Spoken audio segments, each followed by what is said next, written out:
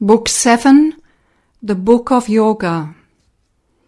Canto 5, the Finding of the Soul.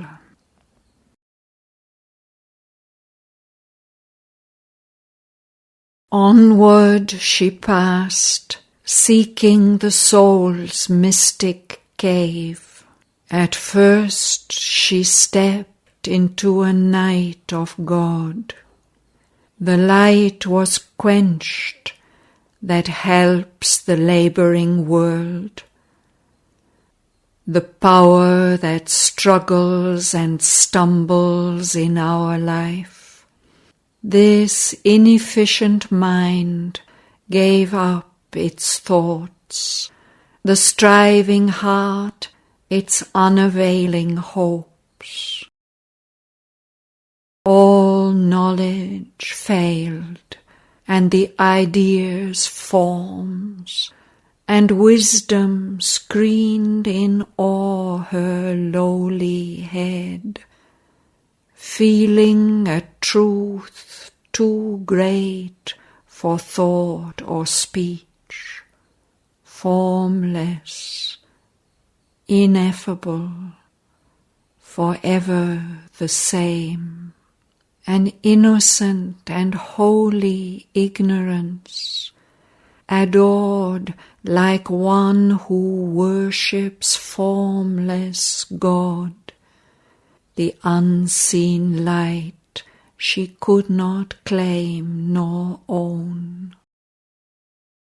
In a simple purity of emptiness, her mind knelt down before the unknowable.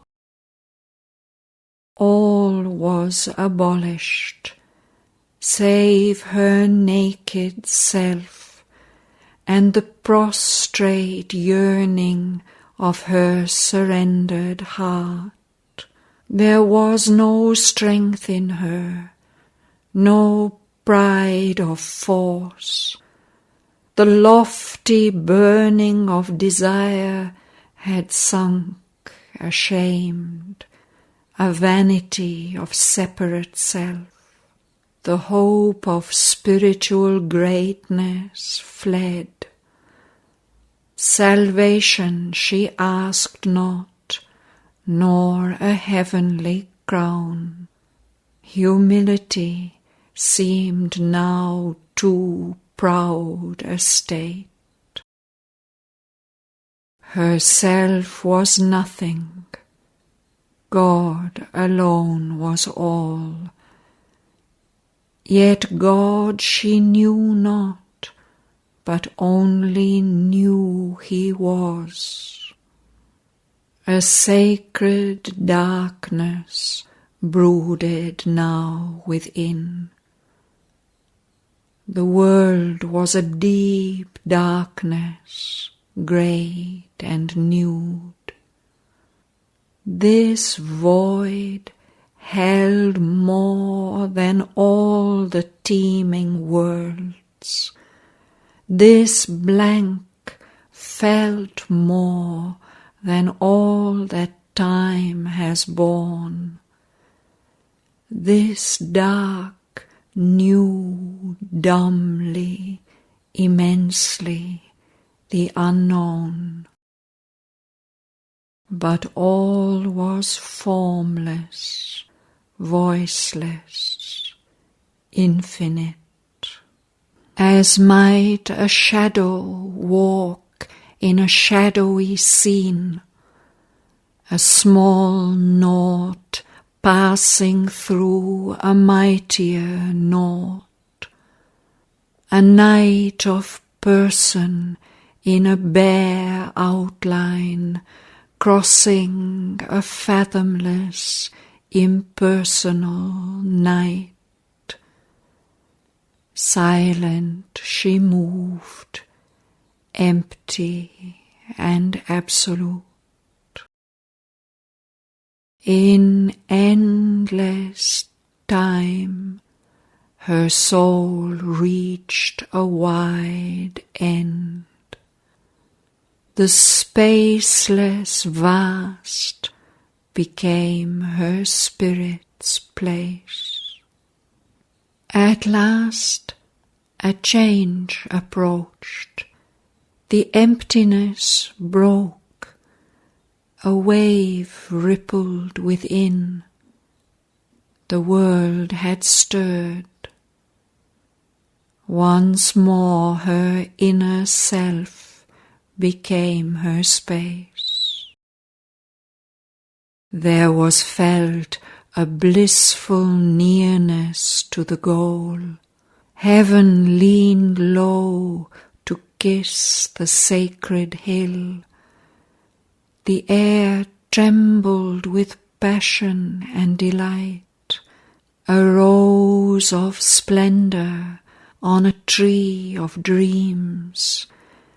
The face of dawn out of mooned twilight grew. Day came, priest of a sacrifice of joy, into the worshipping silence of her world. He carried immortal lustre as his robe, trailed heaven like a purple scarf, and wore as his vermilion caste mark a red sun. As if an old remembered dream come true, she recognized in her prophetic mind the imperishable luster of that sky, the tremulous sweetness of that happy air, and, covered from mind's view and life's approach, the mystic cavern in the sacred hill, and knew the dwelling of her secret soul.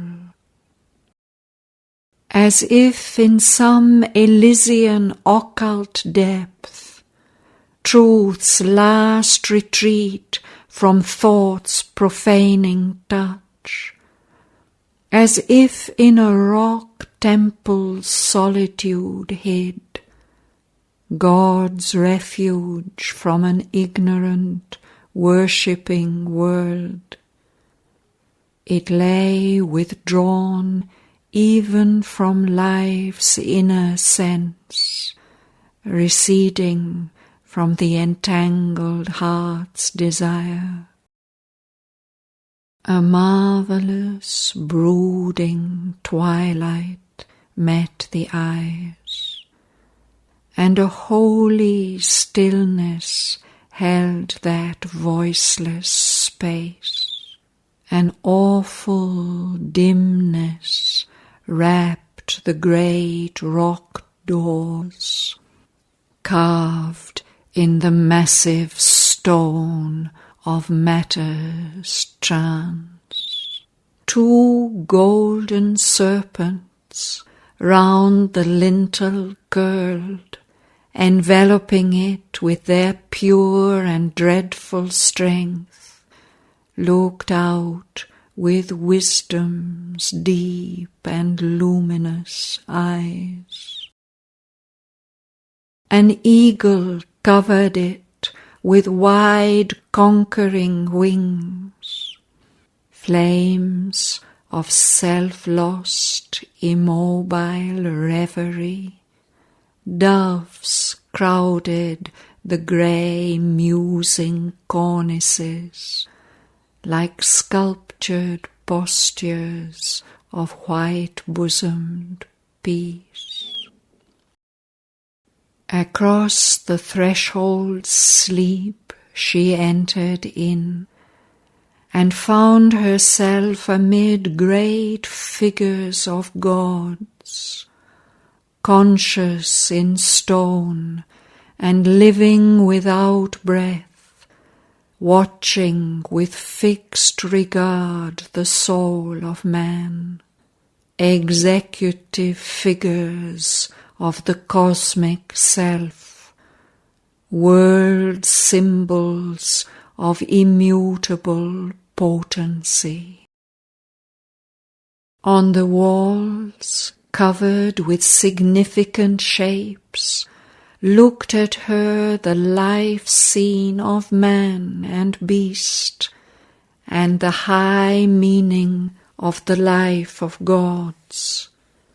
The power and necessity of these numberless worlds, and faces of beings and stretches of world space, spoke the succinct and inexhaustible hieratic message of the climbing plains.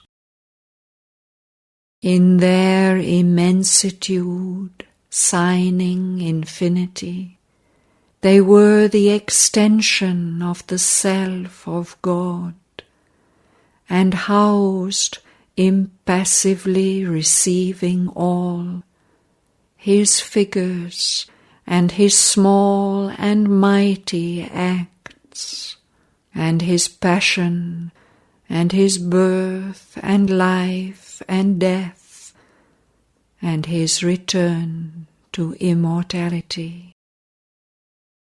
To the abiding and eternal is their climb, to the pure existence everywhere the same, to the sheer consciousness and the absolute force, and the unimaginable and formless bliss, to the mirth in time and the timeless mystery of the triune being who is all and one, and yet is no one but himself apart.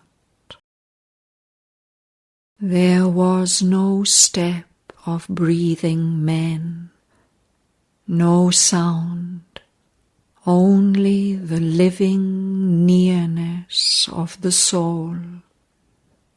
Yet all the worlds and God himself were there, for every symbol was a reality, and brought the presence which had given it life. All this she saw, and inly felt and knew, not by some thought of mind, but by the self. A light not born of sun or moon or fire, a light that dwelt within and saw within, shedding an intimate visibility, made secrecy more revealing than the word. Our sight and sense are a fallible gaze and touch, and only the Spirit's vision is wholly true. As thus she passed in that mysterious place, through room and room, through door and rock-hewn door, she felt herself made one with all she saw. A sealed identity within her woke. She knew herself the beloved of the Supreme. These gods and goddesses were he and she.